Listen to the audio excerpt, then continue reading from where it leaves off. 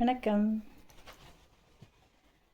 தன்னானே தானே தனத்தானே தானேனே தன்னானே தானே தானானே தன்னானே தானானே தானேனே நானே தன்னானே தானானே தானே.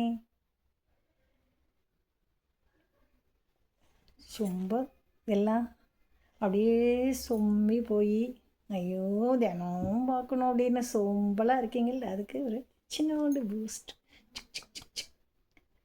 பளிங்குனால் ஒரு மாளிகை, பருவத்தால் மணிமண்டபம், உயரத்தில் ஒரு கோபுரம் உன்னை அழைக்கிது வா.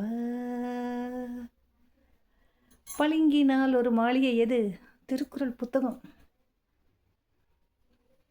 பருவத்தால் மணிமண்டபம், அதில் இருக்கக்கூடிய குறள்கள். ஆக இந்த குறள்கள் உன்னை அழைக்கின்றன. ஆகையினால் அவற்றை நாடி ஓடி வா அப்படின்னு நான் சொல்லுவேன். சரியா? இப்போது இந்த குறளின் 5வது பாடலை நாம் எடுத்துக்கொள்ளலாம். நத்தம் போல் கேடும் உளதாகும் சாக்காடும் வித்தகர் கல்லால் அரிது.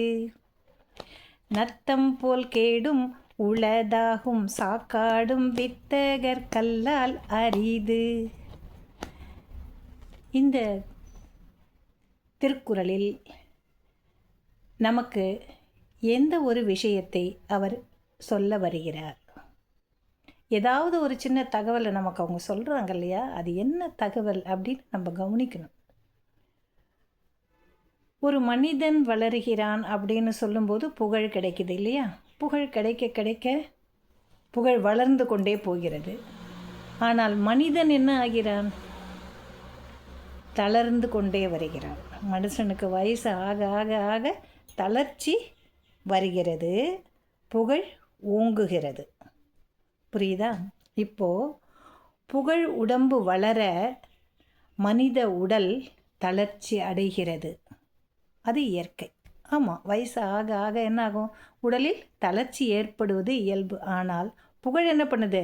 வளர்ந்துக்கிட்டே போகுது. இந்த புகழ் உடம்பு அப்படியே நிலைத்து நிற்க மனிதனின் இயல்பான உடல், இந்த பரு உடல்னு சொல்கிறோம் இல்லையா, நம்ம பார்த்துக்கிட்டு இருக்கோமே நம்மளை, இந்த உடல் இறந்து போவதும் இயற்கை இல்லையா? ஒரு மனிதனாக ஒரு உருவமாக இருக்கக்கூடியவன் ஒரு நாள் இறக்கத்தான் போகிறான்.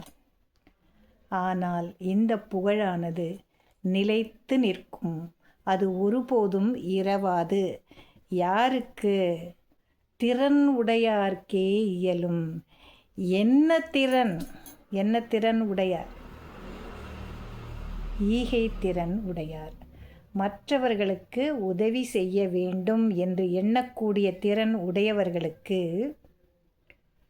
உடல் தளரும்போது புகழ் உயரும், உடல் இறக்கும் பொழுதும் புகழ் நிலைத்து நிற்கும் என்று இந்த குறள் நமக்கு எடுத்து விளக்கி காட்டுகிறது.